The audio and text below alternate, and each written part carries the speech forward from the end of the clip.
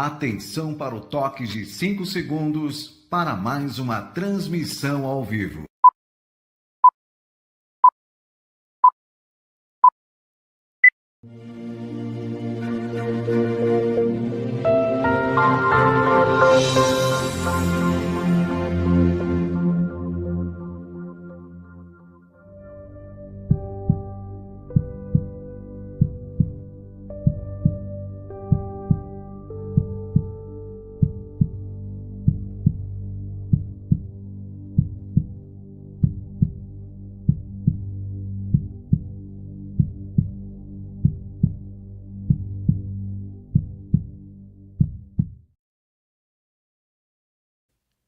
Hello, my friends. Welcome to another episode of Spirit Tongues.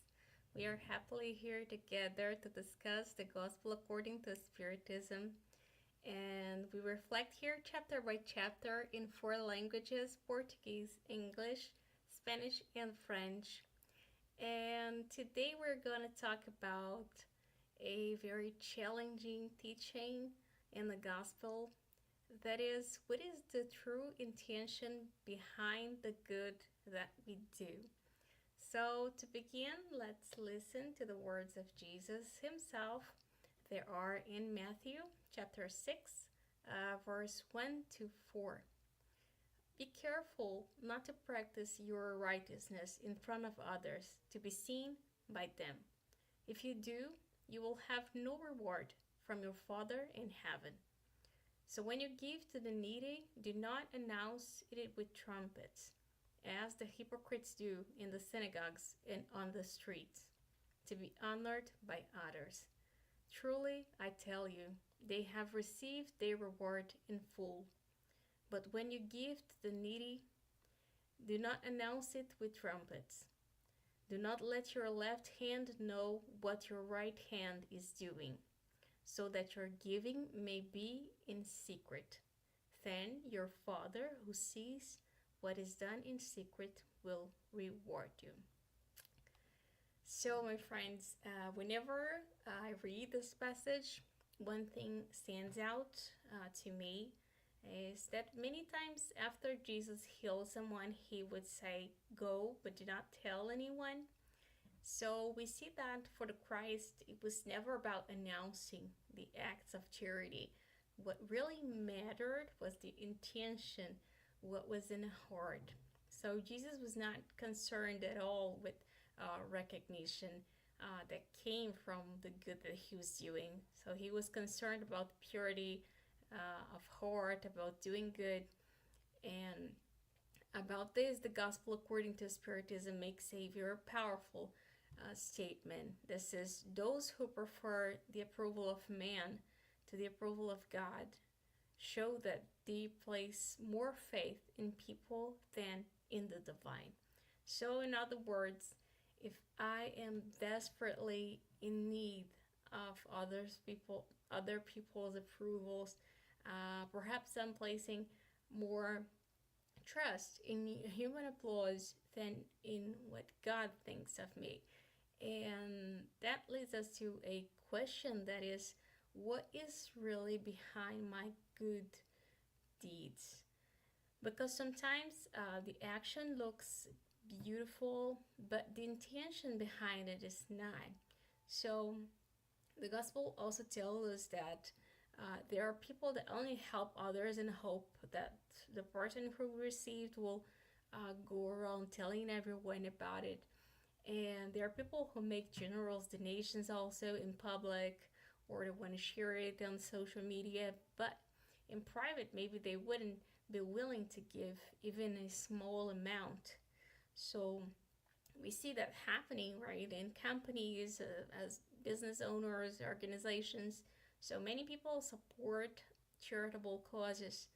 They launch campaigns, post videos about the social work, but the question is that the gospel isn't asking whether sharing this publicly is right or wrong, but the question is much deeper, is what is behind our actions? Because maybe you'll be thinking right now, oh, but you share a lot about charity, right? I do share a lot about my trips, Africa, pictures and everything, videos with the children, with the mother. And is it wrong to share what we do? So I think the answer would be it depends. It depends on what are our intentions. That intentions that only God knows. Because the very same action can come from completely different motivations. So I might post something online because I want people to see me as a good person. I want to sell a good image. Like I want to post to feel my pride. And I might also post because I want compliments or because I'm desperately seeking for validation. But I might also post because I want to inspire other people. I want to inspire people to serve. I want to bring attention to a reality that needs to be seen, that needs help, and that could use everybody's help. And I want to awaken compassion in other people. I want to encourage more people to reach out to help. So you see that there's a difference in the intention. And the problem is never what you post, and the question is what is in your heart. So Jesus said they have received their reward in full. So if you post and you want people's approval, you already had your reward, right? Because you had the likes, you had the compliments, you had the human praise, and that's the reward. That if that's what you're looking for, then the reward is already there. And God, that's not what He cares about.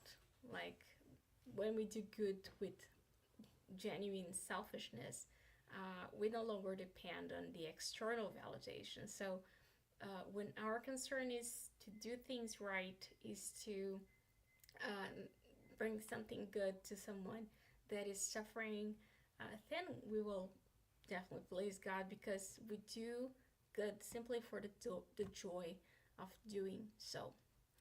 And another beautiful lesson that is in the Gospel according to Spiritism is that charity has no religion. So you think about any situation. Imagine that your house was just caught in fire, or a family member is suddenly ill, or your car breaks in the middle of nowhere and you need help, or you lost everything in a flood. And if someone comes to help you, if someone comes to comfort you, would you actually care about their religion, or would you actually care about political views? Of course not. You simply accept this. And that's exactly what St. Louis wrote. A true Christian sees brothers and sisters in every human being. So before helping someone in need, we would never ask what are these people believe. So we simply help because we are all children of God. And in fact, St. Louis asks a very profound question. How can we love our enemies as Jesus taught us if we refuse to help someone simply because they believe differently than we do? So charity brings people together, doesn't divide them. And another important lesson is what happens when we believe we don't have enough resources to help others. And who didn't ever think of this? Like, maybe you thought, I wish I could do more. I don't have any money. Like, I cannot help more. And then Jesus tells a story of a widow that is offering at the temple.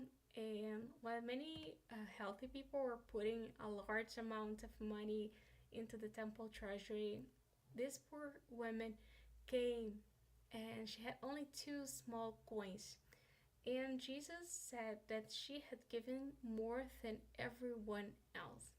And the apostles were like, why? She just gave 2 coins, right? But she gave out what she needed herself. So that meant so much for God, right? Then the gospel invites us for this reflection that is very deep. Like, if we have a lot of money, would we really be as generous as we imagine? Like, if we won the lottery, would we immediately use it to help others to buy food for needs, or would we actually first spend it on ourselves and our dreams and then donate only what was left over? So probably we would start with the second one, right? And that's an important question, because God doesn't measure the size of the gift. He's not caring about how much we are giving, but how much it means. So he's actually looking at what's behind it. And I'd like to finish by reminding you of something that warms the heart, is that charity can be many, many things. So charity can be these 2 small coins, charity can be a smile, charity can be a conversation, can be when you truly listen to someone who needs to talk. It can be a prayer or a word of encouragement, visiting someone who feels lonely, or a hug. So there are many, many ways of doing charity. So we cannot say, oh, I cannot do charity because I don't have much, I don't have money or anything, because there are many ways to do it. As the gospel says, anyone who sincerely desires to be useful to their brothers and sisters will find countless opportunities to do so. So there are 1,000 different ways every single day, anywhere. And maybe the hardest charity is the moral one, is when we be patient with others, is when we understand how to listen, and we keep our pride under control. And this is sometimes even harder than donating material things, right? So this is actually the charity that makes great transformations in our souls. And true charity is born when no one is watching. So God sees what is in the secret, in your heart. He knows exactly what is in our hearts. And my friends, we have come to the end of today's episode, reflecting on chapter 13 of the Gospel according to Spiritism, learning how God doesn't look at what is at the outside, but what is our intention with what we do. So thank you very much for being here. And next week we will be reflecting on the same chapter but in French. And now we will start our moment of prayer. And if you like, you can place your water nearby, so that is blessed by these spiritually friends that love us. And let us close our eyes, take a deep breath, and together connect with God. Thank you very much for being here.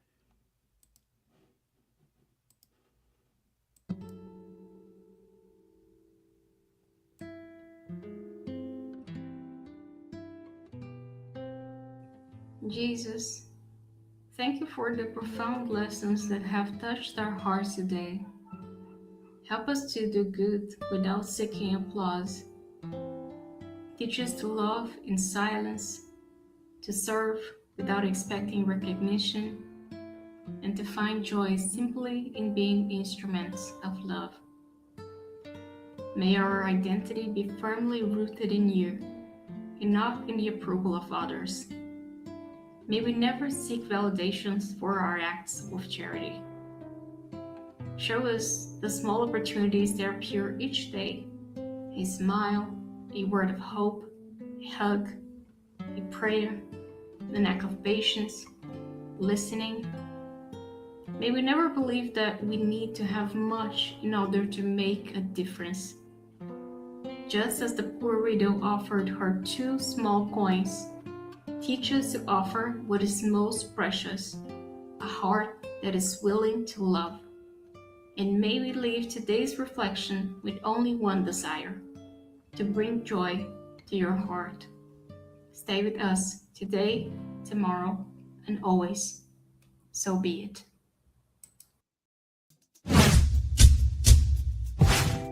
Não esqueça de curtir o vídeo, se inscrever no canal e ativar as notificações.